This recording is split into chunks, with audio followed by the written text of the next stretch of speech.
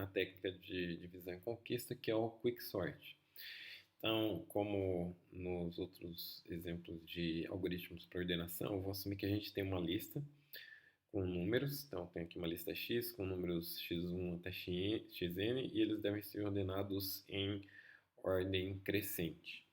Então, como é que funciona o algoritmo de quicksort nessa visão de algoritmos de divisão e conquista?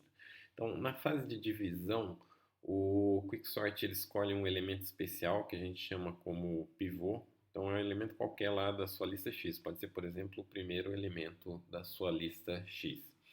E aí, a partir desse elemento pivô, a gente vai criar três listas. Então, eu vou percorrendo essa lista X aqui e vou incluindo cada um desses elementos aqui em uma de três listas.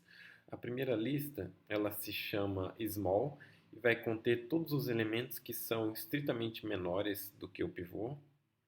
A segunda lista, eu estou chamando ela aqui de equal, e ela vai ter todos os elementos de x que são iguais, tem valor igual ao pivô. E a terceira lista eu estou chamando de big, que vai conter os elementos de x que são estritamente maiores do que o pivô.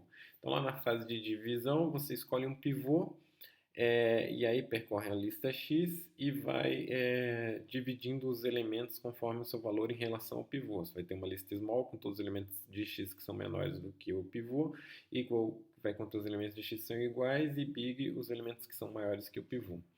Na fase de conquista, então, recursivamente, eu vou ordenar as listas small e big. Então, não vou mexer na lista equal, porque só tem os elementos que têm valor igual ao pivô. Então, vou recursivamente ordenar os elementos que têm valor menor do que o pivô lá em small, e recursivamente vou ordenar os elementos que são maiores do que o pivô, que estão lá na lista big.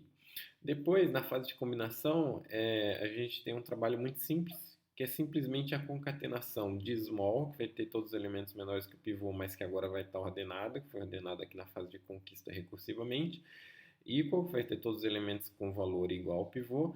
E, finalmente, a lista big, que agora vai estar ordenada e contém todos os elementos que têm valor maior do que o pivô. Então, aqui eu tenho um pseudocódigo de como seria a implementação do algoritmo quicksort recebendo uma lista X na entrada. Então, inicialmente, eu vou criar três listas vazias, uma para small, uma para equal e uma para big. Eu vou escolher um elemento qualquer de X, por exemplo, o primeiro elemento de X, e vou setar esse cara aí como sendo o pivô. Aí depois eu vou fazer a divisão dos elementos de X nas listas small, big e equal. Então, para cada um dos elementos X da lista de entrada X, eu verifico se esse elemento X é menor do que o pivô, então ele vai ser incluído lá na lista small. Se não, se ele for maior do que o pivô, ele vai entrar na lista big. E se não, ele é igual, e então ele vai entrar lá na lista equal. Tendo então particionado os elementos de x nessas três listas aqui, eu faço a chamada recursiva para ordenar a lista small. Então, após essa chamada aqui, todos os elementos da lista small vão estar em ordem.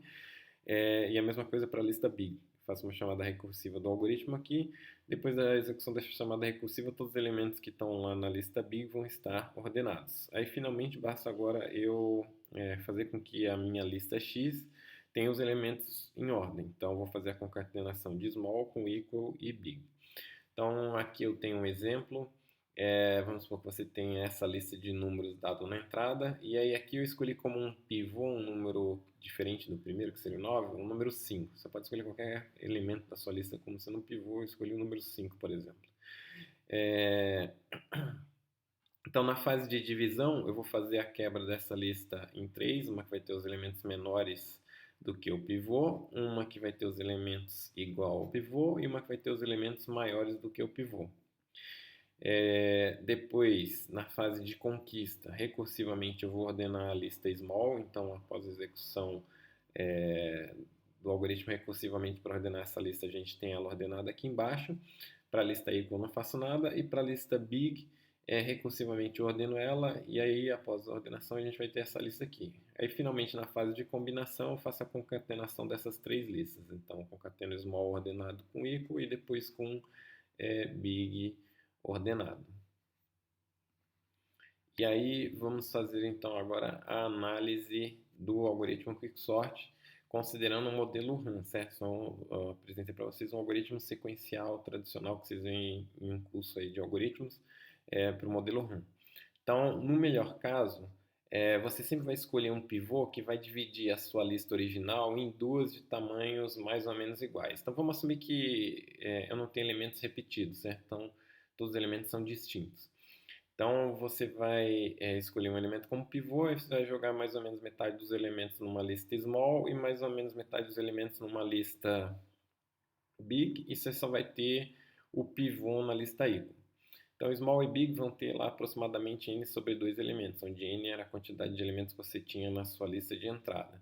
Então, o tempo de execução do algoritmo Quicksort, nesse melhor caso aqui, ele vai ser o tempo para você resolver dois subproblemas de tamanho n sobre 2, que é a ordenação da lista small e a ordenação da lista big, mais um custo de θ de n para fazer a partição, certo? Então, a partição é feita aqui nesse laço, então isso aqui toma tempo linear no número de elementos da sua lista, então é daí que vem esse termo θ de n aqui. Então, resolvendo essa relação de recorrência aqui, a gente vai ter a solução que é n log n, então o tempo do algoritmo Quicksort no melhor caso é θ de n log n.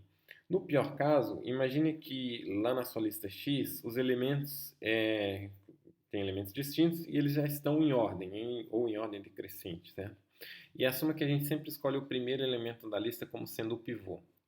Então, assumindo que os elementos estão em ordem crescente já na sua lista X, em small, que são os elementos menores do que o pivô, não vai ter ninguém, vai ser só a lista vazia. Na lista equal vai ter só o elemento pivô. E na sua lista big vai ter todos os demais elementos de X, exceto o pivô. E aí, para a chamada recursiva de small, você não vai ter trabalho nenhum, mas para a chamada recursiva de big, você vai ter um trabalho de tamanho n-1. E essa coisa vai ficar se repetindo a cada chamada recursiva, certo? Então, como x menos o pivô continua sendo uma lista crescente, então isso vai se dar para todas as chamadas recursivas. O tempo do algoritmo, nesse pior caso, vai ser dado, então, o tempo para se resolver um problema de tamanho n vai ser igual ao tempo para se resolver um problema de tamanho n menos 1 mais θ de n, que é o tempo que a gente gasta para fazer a partição, e a solução dessa relação de recorrência é θ de n ao quadrado, então o tempo no pior caso é θ de n ao quadrado. E o que acontece no caso médio? Então, no caso médio do algoritmo Quicksort, uma coisa que a gente pode fazer é permutar a lista aleatoriamente, certo? Então, se tem uma lista lá na entrada, você permuta ela aleatoriamente para você não cair nesse pior caso aqui, que é você ter os elementos já meio que em ordem crescente ou em ordem decrescente, que também daria esse mesmo pior caso aqui. É possível mostrar que o tamanho da lista small, assim como da lista big, ela é maior ou igual a uma grande fração aqui do total de elementos, com alta probabilidade. Então, com alta probabilidade, você nunca vai ter uma lista muito grande e uma outra muito pequenininha. Elas vão ter sempre uma fração considerável do total de elementos. E aí, o tempo, no caso médio, vai ser exatamente igual ao tempo no melhor caso, que é θ de n log n.